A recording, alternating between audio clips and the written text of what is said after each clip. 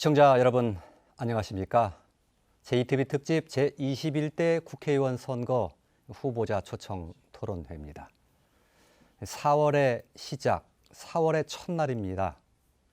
그렇게 생각하고 보니까 선거일이 더욱더 바짝 다가온 그런 느낌이 듭니다.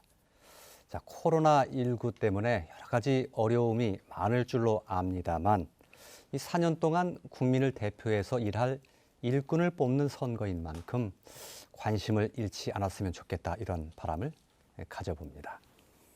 자, 저희 방송은 TV뿐만 아니라 유튜브 그리고 페이스북을 통해서도 함께 하실 수 있습니다. 자, JTBC 총선 토론회 오늘 벌써 이 세 번째 순서가 됐습니다. 전주병 선거구 순서인데요. 아시는 것처럼 전국적으로 상당한 관심을 끌고 있는 지역이지요. 자, 첫 번째 순서로 먼저 후보들의 기조 연설을 들어보도록 하겠습니다. 연설 시간 1분입니다. 정해진 순서에 따라서 먼저 더불어민주당 김성주 후보의 기조 연설 듣겠습니다. 예, 안녕하십니까. 김성주입니다. 저는 최근까지 국민연금공단 이사장의 역할을 충실히 마치고 돌아왔습니다. 국민연금공단은 전주 이전 3년 동안 무려 100조 원이 넘는 수익을 올렸습니다. 작년 한 해 동안 벌어들인 수익금은 73조 원, 작년 우리나라 전체 무역수지 흑자인 45조 원에 무려 1.6배에 달하는 금액입니다. 또한 국내외 금융기관 6곳이 전주에 둥지를 털었습니다. 이제는 전주를 국제금융도시로 나아가게 하는 꿈을 꾸고 있습니다. 저는 전북을 위해서 모든 것을 걸겠다고 하는 각오로 나섰습니다. 저희 목표는 전북을 만년 꼴찌에서 벗어나게 하는 것입니다. 전라북도 도민과 함께, 우리 전주 시민과 함께 앞으로 나아가겠습니다. 예, 김성주 후보의 기조연설이었습니다. 다음 민생당 정동영 후보의 기조연설 1분 듣겠습니다. 안녕하십니까. 정동영입니다. 코로나 사태로 얼마나 고통이 심하십니까? 곧 좋아질 겁니다. 힘내십시오. 저는 지난주에 긴급 기자회견을 갖고 코로나 뉴딜 정책을 즉각 시행할 것을 결단하시라고 문 대통령에게 촉구했습니다. 그런데 공교롭게도 문 대통령이 엊그제 제가 제안한 내용 전 가구의 70%에 대해서 긴급 생활 안정자금 100만 원씩을 지급하라는 요구를 정책을 발표했습니다. 이 돈이 고통받는 서민 경제, 바이러스는 아무에게나 찾아오지만 바이러스의 피해는 사람을 가려서 찾아옵니다. 이 돈이 취약계층에게 큰 도움이 되기를 바랍니다. 이제 방역 코로나와 함께 경제 코로나 극복에 힘을 모을 때입니다. 함께 하겠습니다. 예. 자, 오늘 토론은 늘 말씀드리지만 크게 봐서 상호 토론 그리고 사회자가 드리는 질문 이렇게 두 가지로 나누어져 있습니다. 상호 토론할 때는 한 후보당 1분씩 총 3차례 찬스 발언을 쓰실 수가 있습니다. 필요할 때 유용하게 쓰시기 바라고요. 유념할 거 한 가지, 마지막 상호 토론 순서 때는 이 찬스 발언을 쓰실 수가 없으니까요. 그 전에 모두 다 소진을 하시고 만약에 쓰지 않고 남은 찬스 발언이 있다면 그건 자동 소멸하게 됩니다. 자, 첫 번째 순서는 후보 주도의 상호 토론입니다. 특정 후보가 주도권을 갖고 토론을 하는 방식인데요. 주도권을 가지고 있다고 해도 상대방의 답변 시간까지 고려해서 주고받기식 토론이 되기를 기대합니다. 만약에 그게 원하지 않다고 생각되면 제가 좀 개입하도록 하겠습니다. 자, 한 후보당 4분의 주도권을 먼저 드리는데요. 첫 번째 토론 주제는 상대 후보의 공약 평가입니다. 사전에 두 후보께 미리 말씀을 드렸는데 이 후보들께서 많은 공약을 발표를 하지만 유권자가 그 내용을 일일이 알기는 사실 쉽지가 않습니다. 또 무엇이 제대로 된 공약인지를 옥석을 가려내기는 더욱더 어렵지요. 상대 후보의 공약 가운데 나와 생각이 다르거나 또 문제가 있는 공약이라고 생각하는 것이 있으면 평가해 주시기 바랍니다. 자, 먼저 정동영 후보가 4분의 주도권 갖고 토론하겠습니다. 시작해 주시죠. 네, 먼저 김 후보자가 1호 공약으로 저도 그 공약 5대 공약에 들어있는 내용입니다만 국제 금융도시, 세계가 주목하는 국제 금융도시를 만들겠다. 저는 꿈을 제시하는 것은 좋다고 생각합니다. 이제 문제는 이것을 어떻게 돌파할 것인가인데요. 기금운용본부가 왔다고 해서 국제금융도시가 되는 건 아닙니다. 왜냐하면 이 700조의 돈은 은행에서 은행으로 돌아다니는 돈입니다. 세계를 돌아다니는 돈입니다. 지역에 뿌려지는 돈이 아닙니다. 금리가 높은 곳을 찾아서 이동하는 돈이거든요. 자, 우선 그러기 위해서 지금 제1금융중심지는 서울입니다. 제2금융중심지는 부산이지요. 이제 제3금융중심지를 전주로 지정하겠다는 것이 문 대통령의 선거 공약이었어요. 그런데 3년 됐는데 지켜지지 않았거든요. 왜 금융중심지 지정이 안 됐다고 보십니까? 예, 이 금융중심지 법에 의하면 금융중심지라 하면 다수의 금융기관이 모여서 금융거래를 하는 곳이라고 되어 있습니다. 그런데 전주에는 작년에 그러니까 금융중심지 관련된 건을 금융위원회에서 다룰 때 국민연금공단 외에 금융기관이 전혀 없었습니다. 그래서 기본적으로 금융중심지 지정을 한 조건을 충족하지 못하고 있었다. 이렇게 저희들은 판단합니다. 근데 이제 그 말도 뭐 맞지만 핵심은 뭐냐면 부산 정치인들의 반대 때문이에요. 부산의 민주당 의원들 그리고 부산 정치인들이 국회의원이 17명인데 제2금융중심지인 부산이 아직 정착을 못했다. 국제금융센터는 지어놨는데 그냥 공공기관 건물일 뿐이지 부산 지역경제의 산업 연관 효과가 미미하다. 그런데 선박과 이 선물 중심 제2금융중심지가 아직 별무 효과인데 별로 뭐 도움이 안 되는데 거기다가 제3금융중심지를 전주로 또 지정한다. 이것은 부산의 힘을 빼는 거니까 안 된다 하는 것이 부산 민주당 의원들 또 부산 국회의원들의 반대 논리예요. 결국 이것을 돌파해야 하는데 자 이제 민주당이 100몇십 명 의원이 될 거란 말이죠. 근데 그 부산은 또 숫자도 많고 100몇십 명 의원 중에 한 명인 김성주 의원이 재선 의원으로서 이것을 어떻게 돌파할 것인가. 이걸 돌파하는 데는 그래도 정동영이 좀 낫지 않느냐. 저는 그렇게 생각합니다. 어떻게 생각하십니까?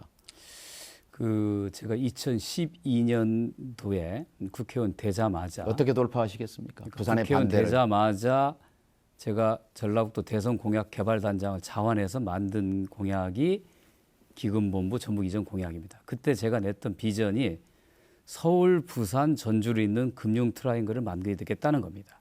전주로 국민연금 기금본부로 옮겨서 서울은 국제금융, 부산은 해양파생, 전주는 연기금 중심.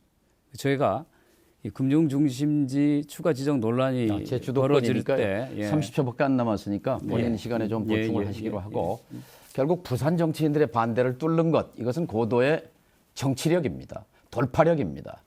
여당의 초재선 의원이 할 수 있는 일이 아니라고 생각합니다. 그리고 보다 중요하게 경제 코로나를 극복하기 위해서는 당장 이 금융 중심지라는 꿈을 갖는 건 좋지만 계획이나 비전으로 되는 건 아니고 실물 경제 정동영이가 제가 1호 공약, 2호 공약으로 제시했던 이런 실물 경제를 살리는 전주를 체류형 관광지로 만드는 이런 공약이 더 피부에 닿는 것이다 이렇게 생각합니다. 알겠습니다. 한 15초 정도 더 쓰셨는데요. 같은 기회를 드리도록 하겠습니다. 김성주 후보가 이번에 주도권 가겠습니다. 이때 혹시 그 질문에 대한 답변을 못한 걸 찬스로 쓸 수 있습니까? 지금 1분 쓰시고 4분 시작하실 수 있습니다. 네네. 예.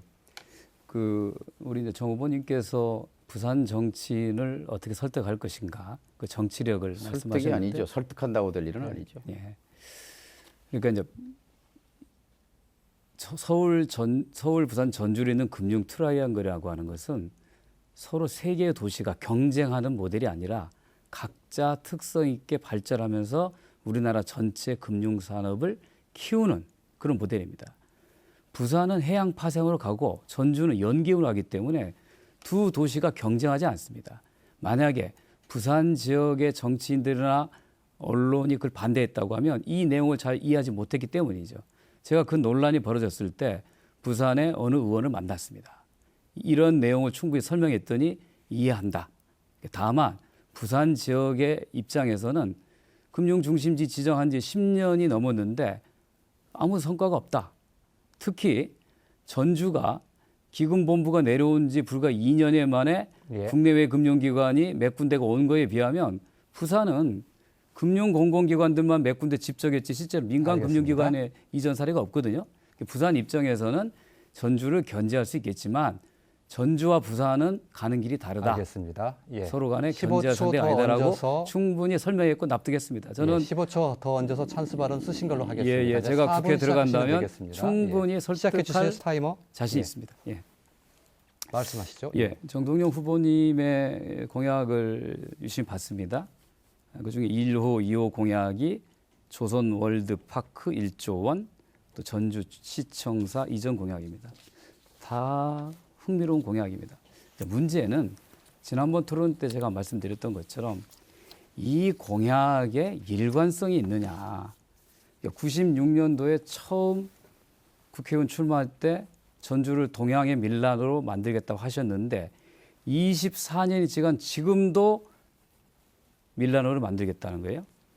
그렇다면 그는 지난 24년 동안 뭐 했냐고 묻는 건데요. 또 다시 동양의 밀란으로 만들겠다고 하시면서 내건 게 조선 월드파크예요. 근데 이 안에 내용을 보면 흥미롭긴 한데 이게 뭘 하자는 건지 제가 명확하게 떠오르지 않아요. 이게 테마파크를 하자는 것인지 아니면 정원을 조성하자는 것인지 혹시 무슨 외국의 거대한 테마파크 공원을 만든다고 하는 구상이신가요? 좋은 질문을 하셨는데요. 제가 96년에 그때 김성주 후보랑 같이 정치를 시작했어요. 제가 국회의원 출마했을 때 자원봉사자로 와서 돕기 시작하면서 정치에 입문하셨는데 그래서 기억할 거예요. 자, 콩나물국밥 비빔밥으로 먹고 살 수 있습니다. 한옥마을로 먹고 살 수 있습니다. 판소리 극장을 짓겠습니다. 한복 한지로 동양의 밀란으로 갑시다. 맛과 멋으로 문화관광의 대표 수도를 만듭시다. 이게 제 공약이었어요. 그런데 우리 김 후보자도 기억하실 거예요. 한옥마을이 90년대, 2000년대 초반에 어떻게 했습니까? 거의 폐허였습니다. 저 서부 신시가지 개발로 다 사람은 떠나고 집도 안 팔리고 그래서 늘 민원이 끊이지 않았어요. 시장실을 전무하기까지 했습니다. 그래서 마침내 이걸 한옥지구를 폐지해버렸어요. 만일 그때 한옥마을이 그때 폐지됐더라면 이걸 되살린 사람이 정동영입니다. 자, 이제 24년 지난 뒤에 1000만 명이 찾아옵니다. 자, 1000만 명이 찾아와요. 이걸 기반으로 대한민국의 대표 관광, 국가대표 관광도시로 만드는데 2,500억이 이미 확보됐습니다. 5대 국가 관광 거점되면서 1,300억 됐죠. 이것만 얘기할게요. 1,300억에다가 한류 박물관 400억. 아니 맞아. 요거 2,500억만 설명할게요. 자, 덕진 연못 생태공원 만드는데 250억 확보했습니다. 전주역 450억 새로 짓지 않습니까? 또 AR, VR 해서 가상현실로 하는 60억 그 센터 만들었습니다. 이거 합치면 2,500억의 종잣돈이 돼 있기 때문에 1조 프로젝트 충분히 가능하다고 후보님께서 봅니다. 제 질문의 의도를 피해가면서 자꾸 답변을 하시는데요. 저는 지난 24년 동안 동양의 밀라노를 만들겠다고 하셨는데 또 다시 같은 얘기를 하셨어요. 그러면 24년 동안 전주가 어떻게 동양의 밀라노로 되어 왔는지 그리고 지금 우리가 나아가야 될 모델이 정말 밀라노 모델이 맞는 건지 이런 거에 대한 깊이 있는 성찰을 통해서 해야 되는데 96년에 했던 얘기를 또다시 2020년에 했을 경우에 시민들은 뭐 그동안에 우리가 뭐가 달라진 거지? 그 달라진 게 정말 정동영 후보께서 전라북도를 대표해서 정치를 해오신 그 덕인지 아니면 전주 시장들의 역할인지에 대한 걸 묻는 거잖아요. 그런데 한옥마을 해제를 내가 막았다. 1,000만 명이 온다라고 얘기하는 것이 그게 바로 밀라노를 만든 것인지, 그러면 밀라노가 됐으면 왜 다시 또 밀라노를 만들기 위해서 조선 월드파크라고 하는 걸 또 얘기하시는 건지 도대체 연관이 잘 되지 않는다는 거예요. 예, 방금 말씀하신 내용도 예, 저는 잘 납득이 되지 예, 않습니다. 거기까지 저 해드리겠습니다. 1분. 예, 찬스 발언 1분 쓰시는 걸로 하겠습니다. 좋은 발언인데요. 자, 동양의 밀라노 100년 걸립니다. 24년 동안에 뭐가 달라졌냐고요? 달라졌죠. 한옥마을 폐허가 된 데에서 1,000만 명이 찾아오게 만들었잖아요. 자, 35사단 이전하겠다고 제가 초선 의원 때 공약하고 실현했습니다. 월드컵 경기장 탈락했던 거 제가 초선 의원 때 만들어냈습니다. 그리고 초선 의원 때 한옥마을 도시 미관지구 해제, 그리고 한옥지구 지정 해제, 한옥지구 개발, 재개발, 이거 막아냈습니다. 다시 1년 뒤에 한옥지구 재지정했습니다. 그래서 동양의 밀라노의 토대가 놓여진 겁니다. 판소리극장, 전용극장, 한벽 전통문화센터 제가 지은 겁니다. 동양의 밀라노라는 비전은 전주의 미래의 꿈을 만든 것이고, 그리고 이제 2,500억 종잣돈 만들었자고 했잖아요. 이 종잣돈을 키워서 1조 프로젝트로 가면 경주가 예. 신라를 상징하듯이 전주가 조선을 상징하는 국가대표 관광도시로 발돋움할 수 있다. 저는 예. 확신합니다. 알겠습니다. 자, 거기까지 듣겠습니다. 두 후보 모두 찬스 발언 한 번씩 쓰셨습니다. 이번에는 사회자가 공통 질문 하나 드리겠습니다. 이 공통 질문은 다음에도 한 번 더 드리게 될 건데요. 두 번 다 모두 후보들께 사전에 공개하지 않은 지금 막 듣는 질문이라는 점을 말씀드리겠습니다. 먼저 정동영 후보부터 1분 내에서 답변 부탁드립니다. 조금 전 하셨던 토론과 좀 비슷한 내용의 질문인데요. 전주병 선거구는 구도심 그리고 신도심이 공존하고 있는 그런 지역이지요. 구도심과 신도심 각각의 특성에 맞는 그 특성을 살린 맞춤형 발전 아이디어가 있다면 말씀해 주시기. 네, 혁신도시는 혁신도시를 10개 도시 가운데 최고의 공원도시로 만들 생각입니다. 기지재는 보물이거든요. 이런 인공호수를 만들려면 수천억 들여야 합니다. 옆에 황방산도 있잖아요. 둘레길 만들고. 그리고 교육에 있어서 최고의 교육 환경 만들겠습니다. 문제가 냄새인데요. 정동영이 앞장서서 지난 2년 동안 노력해서 요즘 많이 줄었다고 합니다. 에코시티 지금 만들어내고 있잖아요. 송천역 변전소, 그거 한전 역사상 치욕이라고 말한 것 해냈습니다. 또 북부권 이마트 내일 모레 착공식 한다고 들었습니다. 자, 이 신도시는 그런 비전이 있는데요. 구도심 기울어져 있어요. 동서 불균형이 심합니다. 효자동을 중심으로 해서 신시가지 쪽으로 중심이 갔어요. 동부 쪽은 방치돼 있습니다. 이 동부 지역 권역에 전주시청 신청사를 유치하자는 겁니다. 그래서 전주 생명과학고 부지를 농수산대학으로 생명과학고를 이전하면 그 부지를 활용할 수 있고 또 예. 북쪽에 여의지구도 활용할 수 있다. 이렇게 해서 예. 동서의 균형을 만들 수 있다는 게 제 비전이고 실천 전략입니다. 예. 김성주 후보 답변 들어볼까요? 예, 전주는 덕진구하고 완산구로 나눠져 있습니다만 완산구에 비하면 덕진구 사시는 분들은 참 불만이 많습니다. 완산구에는 한옥마을이 있고 또 신시가지가 있습니다. 그 덕진구는 뭐냐? 덕진구에서 의원을 4번이나 하셨던 분이 말씀하신 걸 들어보면 모든 게 다 해결되고 있다는 거예요. 근데 막상 저희가 덕진구 주민들을 만나보면 불만이 굉장히 많습니다. 자, 혁신도시는 혁신동과 만송동을 결합해서 새로운 국제금융도시로 가는 비전을 저는 세웠습니다. 에코시티는 생태 주거도시로 가게 됩니다. 자, 남아있는 기존의 전통적인 이 구도심은 구도심의 특성을 잘 살리고 보존하면서 도시 재생 방향으로 가야 됩니다. 다 모든 것을 부시고 새로 지을 수는 없을 것입니다. 잘 보존하면서 주민들의 삶의 질을 높일 수 있는 도시 재생 사업으로 가면서 신도시와 구도심이 공존하는 새로운 전주시를 만들겠습니다. 예, 알겠습니다. 자, 첫 번째 공통 질문 드렸는데 1분 시간이 참 짧지요. 예, 조금씩 시간을 좀 넘겨서 답변을 하셨습니다.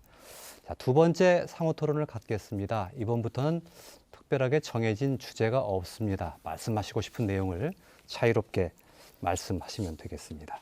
먼저 정동영 후보가 4분의 주도권 갖고 토론하는데요. 두 분 모두 2번의 찬스 발언 기회가 남아있다는 점 기억하시기 바랍니다. 시작해 주시죠. 첫 번째 주도권을 제가 먼저 했고 주신 큐시트는 김 후보자가 먼저 하는 걸로 돼 있네요. 아, 그렇습니까? 제가 말씀하시는 게 맞을 겁니다. 이대로 진행하시면 되겠습니다. 아니 예. 큐시트 이저 주신 거기에 순서가 틀린 것 같아요. 교대로 하게 돼 있지 않나요? 그저 주도권 토론을. 나중에 크게 보시면 맞을 겁니다. 예, 그건 나중에 확인을 제가 해드리겠습니다. 시작해 주시죠. 예. 네. 금방 이제 사회자 말씀하신 거에 연장이기도 한데요. 이 동서 불균형이 심하거든요. 그래서 또 전주시청이 지금 42개 과가 있는데 본청에 15개가 있고 27개가 나가 있어요. 앞에 현대 무슨 해상 빌딩, 대우 빌딩 또 다른 데로. 이건 시민 불편도 크고 그다음에 공무원분들 행정 비효율도 크고 그래서 시청을 말하자면 완산구와 덕진구의 불균형을 해소하는 차원에서라도 북부 지역의 여의지구 또는 생명과학고 부지. 근데 마침 생명과학고가 대안이 생겼어요. 뭐냐? 농수산대학이 농민의 희망이 됐습니다. 한국 농업, 농민, 농촌의 희망이 됐어요. 대한민국의 대학 교육의 이제 모델을 만들었으면 고등학교 농업 교육도 성공할 수 있는 거거든요. 그래서 실습지도 같이 쓰고 커리큘럼도 서로 지원하고 하는 방식으로 농림부 산하의 농수산대학과 교육부 산하의 이 생명과학고를 연계 교육을 하자 하는 것이 지난번 중앙에서 이른바 농수산대학을 경상도로 끌고 가려는 걸 막는 과정에서 나온 아이디어입니다. 그래서 동창회 측과 상의했더니 쌍수를 들어 환영하는 목소리가 컸어요. 그런데 갑자기 이걸 반대하는 분들이 나타났어요. 자, 김 후보자께 묻습니다. 김 후보자는 생명과학고를 농수산대학 옆으로 이전해서 연계 교육을 시키자는 저의 제안에 대해서 찬성하십니까? 반대하십니까? 그게 현실적으로 가능한가요? 그 농수산대학 옆에 생명과학고가 들어갈 수 있을 만한 그런 여유 부지가 있나요? 차고 넘치지요. 그리고 충분합니다. 여유가 이것은 있습니까? 정치력입니다. 그리고 아니 없는 땅을 어떻게 정치적으로 복원하죠? 혁신도시 부지는 10개 대한민국의 혁신도시 가운데 가장 넓습니다. 300만 평입니다. 그리고 이서 개발지가 펼쳐져 있습니다. 농수산 대학의 광활한 실습지를 공동으로 사용한다면 지금 전주생명과학고가 5만 4천 평인데요. 실습지까지. 근데 대개 학교, 고등학교 짓는데 5천 평 정도면 됩니다. 근데 설사 5천 평이 아니라 5만 평을 쓴다고 해도 땅 문제는 전혀 문제가 없습니다. 문제는 농림부와 교육부와 그리고 부처 간의 이 이기주의의 칸막이를 어떻게 뛰어넘을 것인가 하는데 바로 여기서 저는 정치적 돌파력이 필요하다고 생각합니다. 또 하나 질문하겠습니다. 자, 김 후보자는 지금 찬성이냐 반대냐에 대해서 답을 안 했습니다만 김 후보자를 지금 돕고 있는 시의원, 도의원들이 교장실에 모여서 말하자면 성명서를 만들고 그리고 학교 운영위원회 관계자들이 와서 반대한다고 했어요. 그러니까 김 후보자는 겉에는 나타나 있지 않지만 이것을 지금 반대하고 있는 것 아닌가요? 전혀 그렇지 않습니다. 예. 시의원, 도의원들은 어떻게 된 거예요? 그래서 시의원, 도의원들이 어떻게 하는 거에 대해서 제가 답변을 해야 되는 캠프 선대본부장들 아닙니까? 그러니까 시의원, 도의원들 중에 각기 자기 학교 출신들이 있는 거고 그 학교 출신들이 이거는 우리 동창회 입장에서는 반대한다라고 하는 거에 대해서 제가 어떻게 참아라고 이야기해야 됩니까? 어떻게 해야 됩니까? 나는 모른다는 자꾸 얘기인데 본질을 흐리는 방식으로 가는 거는 그거는 옳지 아니에요. 않다고 봅니다. 김 후보자의 답변에서 항상 문제가 되는 것은 이제 두 얼굴이라는 거거든요. 겉으로는 나는 상관이 없는데 그분들이 하는 걸 내가 어떻게 알겠습니까? 이건 정직하지 않은 거예요. 예. 거기까지 4분의 시간이 모두 지났습니다. 조금 전에 이 순서를 말씀하시라고 한 30초 정도 시간을 흘러갔기 때문에 그 시간을 좀 더 드렸습니다. 제작진께 한 가지 좀 확인을 하겠습니다. 제가 순서에 약간 좀 혼란이 있었습니까? 확인 좀 해주시죠. 예, 정동영 후보님의 의의 제기가 맞은 것 같습니다. 제가 먼저 김성주 후보께 기회를 드렸어야 되는데 정동영 후보께 먼저 드린 거고요. 마지막에 조정을 해서 순서를 좀 바꾸도록 하겠습니다. 이번에 김성주 후보께 4분의 주도권 드리겠습니다. 예. 예, 정동영 후보님, 지금부터는 제가 좀 드리는 질문에 알면 안다, 모르면 모른다, 그렇게 좀 정확하게 좀 답변을 좀 해주셔야 됩니다. 왜냐하면 굉장히 심각한 문제를 저희가 최근에 알았기 때문입니다. 저희 캠프에 최근에 제보가 하나 왔습니다. 정 후보님의 배우자께서 불법 유인물을 배포했다는 것입니다. 혹시 그런 얘기를 들으신 적이 있으신가요? 이 자리에서 김 후보자에게 평생 처음으로 듣습니다. 무슨 예, 얘기입니까? 그러실 겁니다. 예. 이게 바로 그 유인물입니다. 이 유인물 알고 계시죠?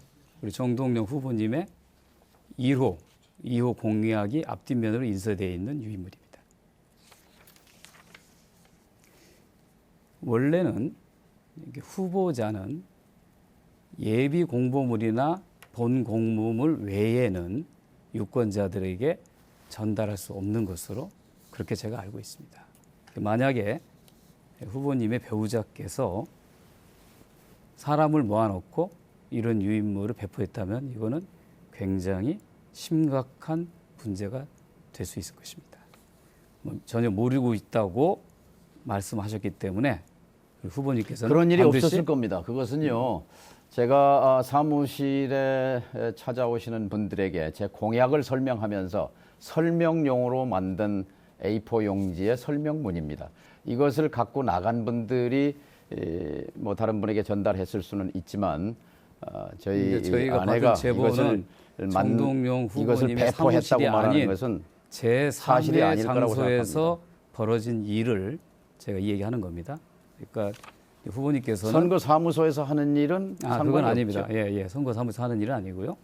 그래서 후보님께서는 그 사실 여부를 반드시 확인해 주셔야 됩니다. 제가 다음 토론 때 꼭 다시 질문 드리겠습니다. 예, 시간이 좀 더 남아 있습니다. 예. 또 하나는 이제 시청사 이전 논란이 있는데요. 이제 시청사 이전에 대한 찬반 논란은 조금 좀 큰 틀에서 장기적으로 저는 갈 필요가 있다고 생각합니다. 어느 자리로 옮기겠다고 하는 걸 먼저 얘기하면 현재 전주 시청사 주변에 있는 노송동 주민들은 당연히 반대합니다. 당장 전주 갑구의 후보자들이 그거에 대한 반대 의견을 냈습니다. 자, 전주병의 후보자가 전주병으로 시청사 옮기자고 하면 전주병의 유권자도 환호할 것입니다. 표에는 도움이 될 것입니다. 그러나 갑의 유권자 후보는 반대할 것입니다. 그래서 이 전주시청사가 굉장히 비좁고 낡아서 새로운 청사가 필요하다고 하면 사회적 공론화 과정을 거치는 것이 책임 있는 정치인의 모습을 생각합니다. 그런데 유감스럽게도 이거를 제기하면서 불필요한 논란이 벌어지고 있습니다. 제가 그 관련된 증거를 하나 보여드리겠습니다. 예. 지금 정동영 후보님께서 요 시청사 이전 공약을 발표하면서 낸 시청사, 전주시청사 이쪽 예시도입니다. 이게 공교롭게도 이게 이 아래에 있는 그림과 똑같습니다. 이 아래 그림은 경부도 청사의회 청사입니다. 이게 단순히 뭐 짧은 시간 동안 이루어지다 보니까 실무자가 베꼈을 수 있다 이렇게 할 수 있겠지만 바로 그게 문제라는 겁니다. 어떤 공약을 낼 때 신중히 깊이 고민하고 내야 되는데 선거를 앞두고 득표용으로 던진다면 항상 이런 에러가 날 수 있다는 거예요. 그거에 대해서 우리 정동영 후보님께서 또 유념했으면 좋겠다. 그래서 이 시청사 문제가 전주 시민 모두가 참여하는 사회적 공론화 과정을 거쳤으면 좋겠다는 것이 저희 의견입니다. 찬반이 아니고요. 시간이 모두 지났습니다. 답변 시간을 안 주셨기 때문에 제가 푸드풀 1분 그러시죠. 써야 될 것 같아요. 경북도청 청사를 참고했다고 홍보물에 분명히 기재했습니다. 그리고요, 공론화 과정이 이제 시작된 겁니다. 사실 덕진구 안에 시청 청사를 옮길 만한 데는 두 곳밖에 없습니다. 하나는 원도심의 생명과학고 부지 말고는 그런 시청이 갈 만한 부지가 없어요, 원도심에. 그 다음에 전주가 미래로 가기 위해서는 북진해야 되거든요. 제가 24년 전부터 줄곧 동양의 밀라노와 함께 주장했던 두 가지 방향이 북진입니다. 자, 그래서 만경강 상류를 향해서 여의지구에, 그렇게 되면은 전주, 여의지구 시청사, 그리고 삼례봉동, 익산이 100만 경제권이 만들어지는, 그래서 거기가 적지예요. 그래서 여의지구와 인후동에 있는 생명과학고, 생명과학고가 만일 혁신도시로 농수산대학 옆으로 가게 되면 인후동에 들어설 수 있겠죠. 그렇게 되면은 아까 얘기한 동서균형을 잡고 인후동, 금암동, 진북동, 우화동 예. 일대가 아연 활성화될 거라고 생각합니다. 예, 알겠습니다. 자, 두 후보님들도 그렇고요. 저도 순서를 좀 착각을 해서 입도 좀 마릅니다. 잠깐 물 한 잔 먹고 가겠습니다. 예.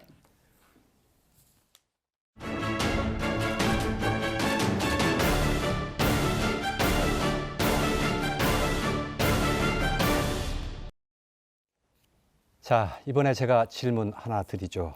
앞서 말씀드린 것처럼 공개되지 않았던 질문입니다. 이번에는 김성주 후보부터 답변 부탁드리겠습니다. 조국 전 장관 임명과 검찰 수사를 둘러싼 이른바 조국 사태는 정파 간 또 이념 간의 심각한 갈등을 불러일으켰습니다. 조국 사태를 바라보는 시각에는 다양한 생각이 투영되어 있습니다. 후보들께서 바라보는 조국 사태의 본질은 무엇이라고 생각하는지 말씀해 주시기 바랍니다.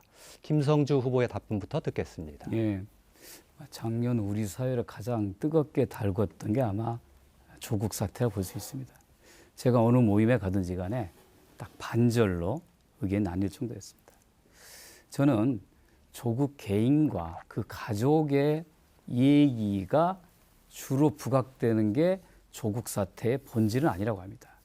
현재 대한민국에서 가장 강력한 권력기관 중 하나인 검찰을 어떻게 민주적으로 개혁하느냐가 대한민국 민주주의의 진전에 있어서 굉장히 중요하다고 생각합니다. 특히 촛불혁명이 가리키는 방향은 권력기관이 앞으로 더 이상 사유화되어서는 안 된다는 것입니다.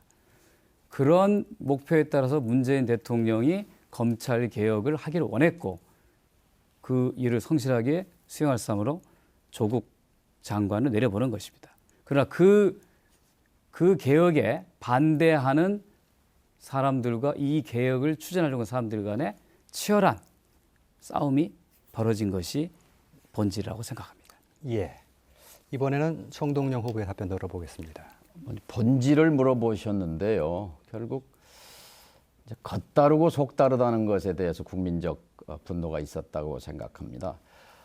조국 교수가 법무장관을 하지 않았다면, 공직에 임명되지 않았다면 그 문제는 덮여갔겠죠. 근데 공직이라는 건 그만큼 엄중하고 엄정한 거예요. 아무나 그래서 공직 후보자가 돼서는 안 되는 겁니다. 말하자면 말과 실, 이게 일치하지 않는 경우가 사실 인간 생활에서 있습니다. 그러나 장사를 하거나 뭐 다른 건 괜찮아요. 근데 공직을 이제 선택했을 때는 그 부분에 대해서 정직성과 도덕성이 이제 생명이라는 거죠. 조국 교수도 본인이 말해놓은 많은 말들이 있잖아요. 그 말과 실제 생활이 맞지 않았거든요. 저는 그래서 국민적 실망과 분노가 있었다고 봅니다. 이 공직에 있어서 가장 중요한 건 역시 정직과 도덕성이라고 생각합니다. 예, 알겠습니다. 자, 이번에는 세 번째 상호 토론을 갖겠습니다. 찬스 발언을 쓰실 수 있는 것은 이번이 마지막이라는 점 기억하시기 바라고요. 김성주 후보께서 찬스 발언 한 번 쓰셨습니다. 정동영 후보께서는 두 번 쓰셨죠. 예. 그래서 한 번과 두 번이 각각 남아있게 되겠습니다. 자, 애초에 시간 5분 드리기로 했었는데 조금 깎아야 되겠습니다. 4분만 드리고요. 또 순서도 애초에 했던 것과 좀 뒤집어서 하는 것이 균형에 맞을 것 같습니다. 먼저 김성주 후보께서 4분의 주도권 갖고 토론하시기 바랍니다. 예, 이제 내일부터 이제 본격적으로 이제 선거운동 시작합니다. 저도 지난 1월 달부터 선거에 관련된 준비 활동 해왔습니다. 저는 지난번 4년 전에 우리 정동영 후보님하고 한번 경쟁했던 적이 있기 때문에 이번 선거에 임할 때 조금 더 좀 품격 있고 미래지향적인 선거 경쟁이 이루어지기를 바랐습니다. 또 그렇게 기대했습니다. 참으로 유감스럽게도 선거 초창기에 정동영 후보 측이 보낸 것으로 보여지는 무차별 문자가 날아왔습니다. 심지어 상대 후보인 저한테까지 왔습니다.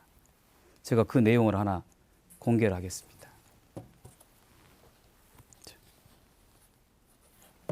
화면을 봐주시기 바랍니다. 그 내용을 참 옮기기도 좀 힘듭니다만, 빨대 어디다 꽂은 걸까요? 저를 보고 빨대라고 지칭하는 거겠죠. 누가 누구에게 보냈다는 겁니까? 처음에는 정동영 후보를 지지하는 암흑의 장로로부터 받은 문자였었고요. 그 뒤에 그거에 대한 고발이 이루어지자 이제는 발신처가 바뀌었습니다. 이 발신 번호를 한번 보십시오. 02788-3809입니다.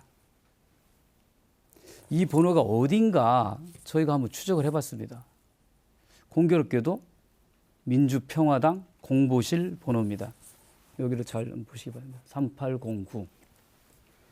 민주평화당의 당대표는 우리 정동영 후보님이셨죠? 지금은 민생당이 됐습니다만, 정동영 후보를 지지하는 암흑의 장로, 정동영 후보가 당대표로 있었던 공보실 전화번호로 무차별 문자가 살포된 겁니다.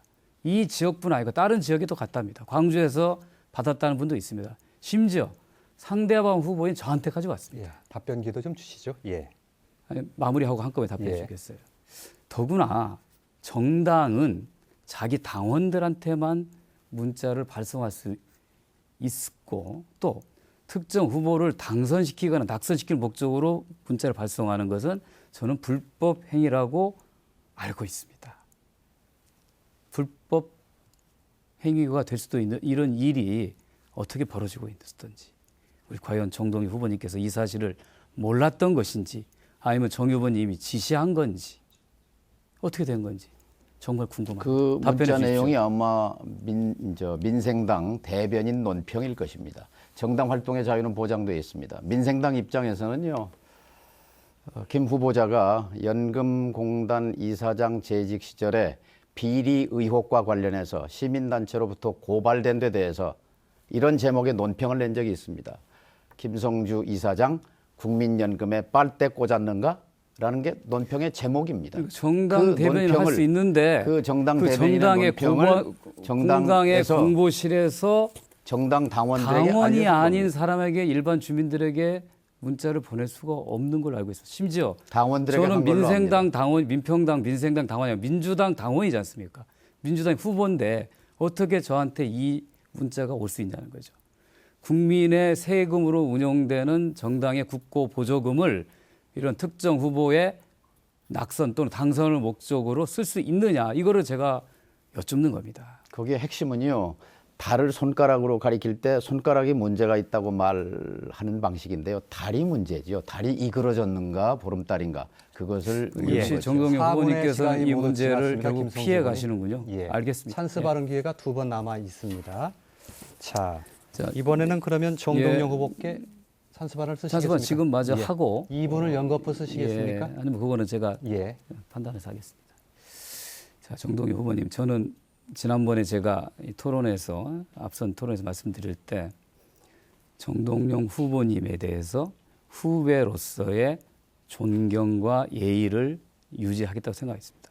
한때 우리들의 영웅이 하셨던 분께서 왜 이렇게 갈까, 참 안타까운 마음이라고 말씀드렸습니다.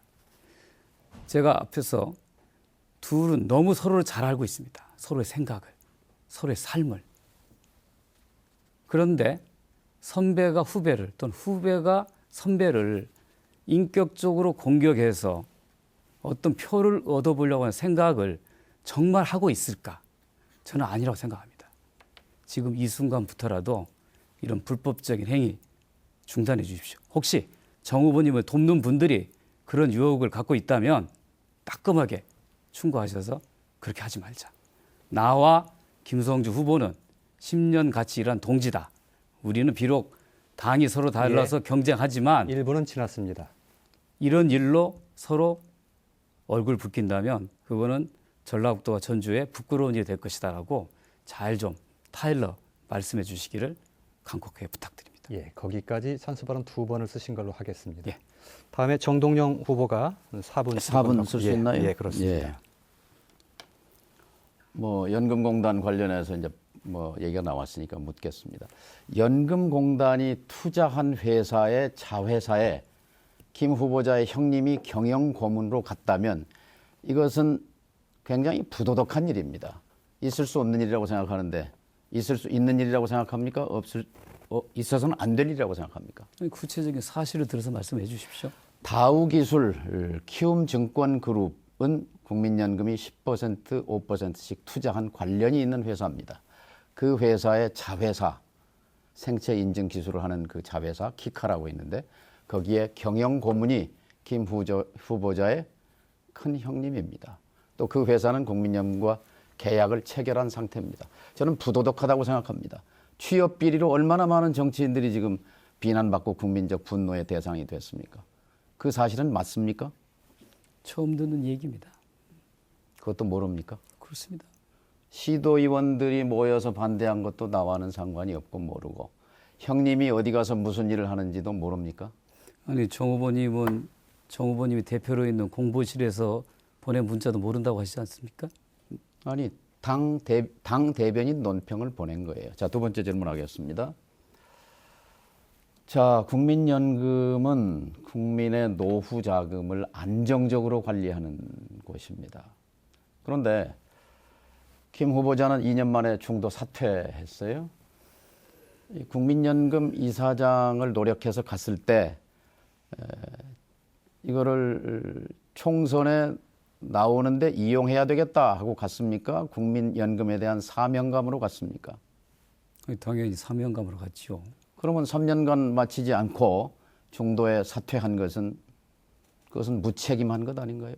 제가 맨 마음에 모두 발언에서 그 말씀드렸지 않습니까? 국민연금을 지난 2년 2개월 동안 제 역할을 충분히 다하고 이제 가장 낙후되고 가난한 전라북도를 발전시키기 위해서 나왔습니다라고 말씀드렸습니다. 공직은요, 임명직이든 선출직이든요, 절대 넘어서는 안 될 선이 있습니다. 그게 뭐냐면요, 공직을 이용해서 사익을 추구하는 겁니다. 이거는요, 법이 금지하고 있어요. 자, 지난번 그 CBS 토론에서 김 후보자는 안 해도 될 말을 많이 했어요. 그래가지고 다 거짓말이에요. 그게 3가지, 4가지, 5가지예요. 자신이 자신이 설립한 회사, 그리고 대표이사, 그리고 대주주인 그 회사의 업종을 모른다. 오래된 일이라 기억이 안 난다. 그러다 나중에 실토를 했어요. 저는 그것이 궁금합니다. 왜 처음에 모른다고 답변을 했습니까? 그 정직성의 문제 아닌가요? 2006년 나중에 생각이 났나요? 2006년에 도의원이 되면서 관여하지 않은 회사가 2020년이 돼서 어떻게 업종이 바뀌었는지 제가 알 수 있습니까? 그거에 대해서 정확하게 답변하기 어려운 거죠. 아니, 업종이 바뀌었다고 묻는 게 아니라 그 본인이 저 회사를 지금 가족 회사가 한 4개, 5개 되죠. 그중에 본인이 설립한 회사가 몇 개입니까? 가족 회사가 4개, 5개 된다는 성주 것도 컴퓨터가 있고 그것도 한누리 네트가 있고 정보기술 뭐가 있고. 저는 우리 정동영 의원님께서 의혹을 제기하지 마시고 팩트를 들어서 말씀하십시오. 자신 있게. 아니, 회사 기다 아니다. 가족 회사가 단정적으로 말씀하시기 5개 바랍니다. 아닙니까? 그러니까 그 말씀에 대해서도 역시 또 책임을 지시겠다는 것이죠. 지난번에 허위 사실입니까? 책임지시겠습니다를 4번 했어요. 그 방패 뒤에 숨는데요. 중요한 건 아니, 임명직이든 선출직이든 공직 알겠습니다. 찬스 1번 더 쓸게요. 알겠습니다. 공직은요. 공직을 이용해서 사익을 추구하는 것은 절대로 안 됩니다. 그런데 관급 안 했다. 그다음에 내가 회사에 취직해가지고 대표이사까지 됐는데 그만뒀다. 본인이 회사를 만들었는데 불필요하게 거짓말했어요. 또 자, 관급 안 했다. 관급을 안내한 사람이 저에게 왔습니다. 제가 안내해서 교육청 7억 땄습니다. 본인이 또 거기다 써놨어요. 자기 홍보 자료에 옛날에. 그런데 이거 다 거짓말 아닌가요? 그러니까 우리 정동영 후보님께서는 의혹을 제기한다고 하지 마시고 단정적으로 제가 아니, 지위를 이용해서 그 뒤에 숨지 마시고 지위를 이용해서 사익을 추구했다고 하는 거 이 자리에서 분명히 그냥 말씀하십시오. 예? 그거에 따라서 저희도 적정한 대응을 하겠습니다. 관급을 했습니까? 안 했습니까? 관급이 무슨 뜻입니까? 관급 공사라는 것이 관청에서 수주하는 것이죠. 흔히 관급 공사라고 하면 예. 관에서 발주한 시설 공사 이걸 관급이라고 얘기합니다. 거기까지 해야 되겠습니다. 자, 그럼 예. 교육청이나 도청에 대해서 정 후보님 정보 시간이- 공개를 요구해도 되겠습니까? 당연하죠. 하십시오. 예, 시간이 못 그러니까 저희가 그 지난번에 우리 정 김성주 후보님 후보님 시간 쓰시면 되겠습니다. 예. 뭐 그거는 마저 하고 가는 게 좋을 것 같습니다. 예. 정 후보님께서 여러 가지 의혹을 제기를 하셨어요. 공직이기 때문에. 그거에 대해서 구체적인 사실이 있으면 자신 있게 말씀하시라고 그랬어요. 근데 그렇게 말씀하시니까 또 말을 피하셨어요. 그리고 계속 또 의혹 제기만 하셔요. 그러니까 정확한 팩트가 있다고 하면 자신 있게 제가 지위를 이용해서 사익을 추구했다고 말씀하십시오. 이 자리에서. 그렇게 하지 않으시면서 저한테 계속 의혹 제기를 하는 것은 선거 토론의 분위기를 좋지 않은 방향으로 몰아가려는 의도가 있다라고 밖에 저희는 보이지 않습니다. 그리고 그 회사가 컴퓨터 관련된 소프트웨어를 교육청에 납품한 사실이 있다고 하는 것을 제가 확인했습니다. 거기까지 하시면 됩니다. 이번에 그러나 비로소 확인한 거예요. 그런데 그 행위가 지위를 이용한 것이었느냐라고 정동영 후보님께서 정확하게 자신 있으면 말씀하시라는 거예요. 저는 없다. 절대 불법에 관련된 거 없다. 예. 지위를 이용한 적이 없다라고 자신 있게 알겠습니다. 말씀드립니다. 예. 앞으로도 정 후보님께서는 제가 그렇게 했다라고 단정적으로 말씀하시기 바랍니다. 그럼 예. 관급이 드러나면 모든 정의원이- 책임지겠다는 얘기군요. 예. 거기까지 하겠습니다. 모든 한번 더- 책임지겠다는 얘기죠. 예. 관급이 만약에 드러나면 사실이 아닌 허위 사실을 가지고 저를 얘기했으면 그거에 대한 책임도 지시겠죠? 당연하죠. 그런데 네. 관급을 안 했다고 단정했는데 관급을 했다면 본인은 모든 책임져야 합니다. 예, 알겠습니다. 거기까지 관급했다면 예, 정 후보님 멈춰 맹세할 수 주십시오. 있습니까? 안 했다고? 예. 거기까지 하겠습니다. 거기까지 하겠습니다. 예. 두 분께 주어진 시간과 순서가 이렇게 마무리됐습니다. 자, JTB 특집 총선 토론회 이제 잠깐 한 번 더 쉬어가겠습니다.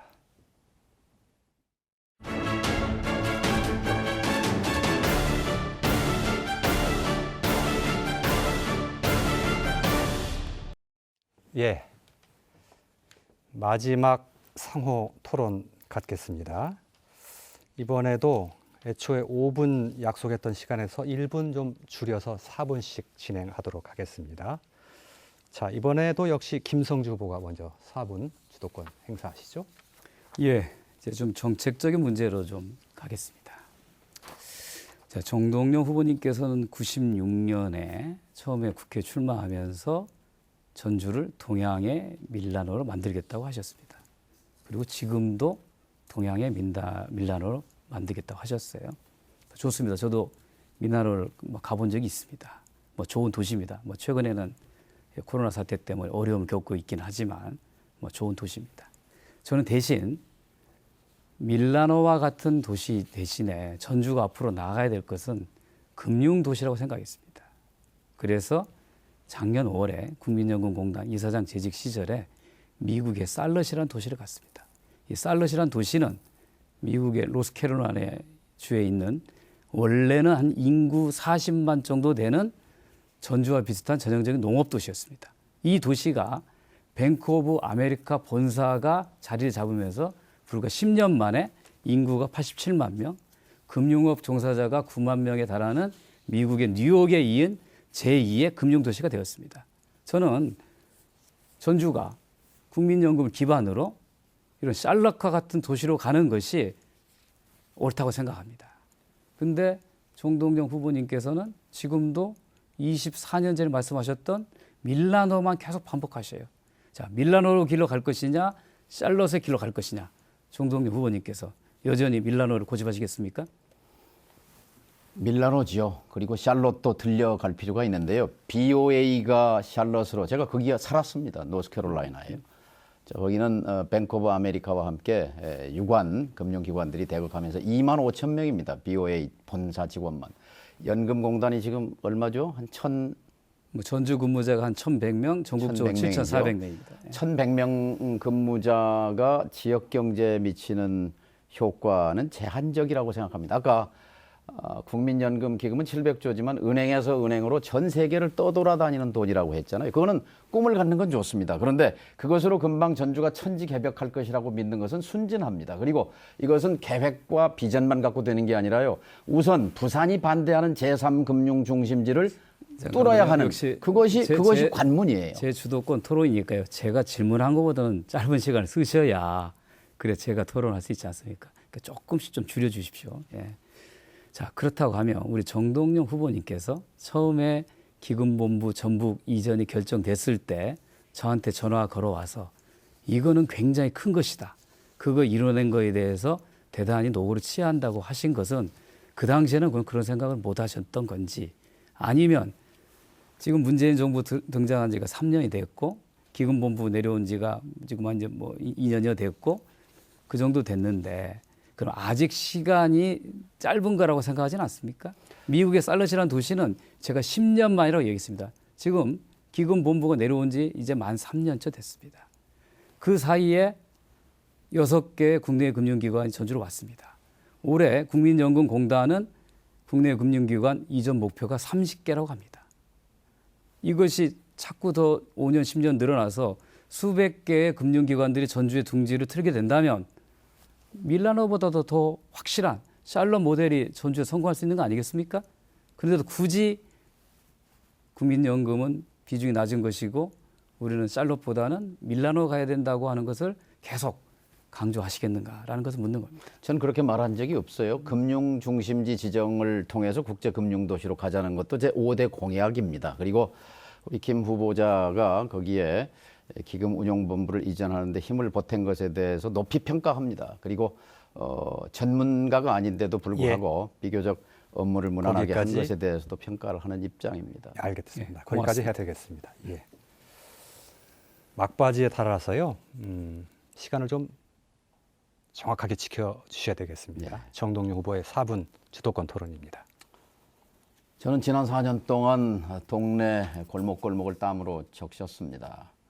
그래서 시민들께서 저에게 민원 해결사, 전주의 해결사라는 말을 붙여주셨는데요.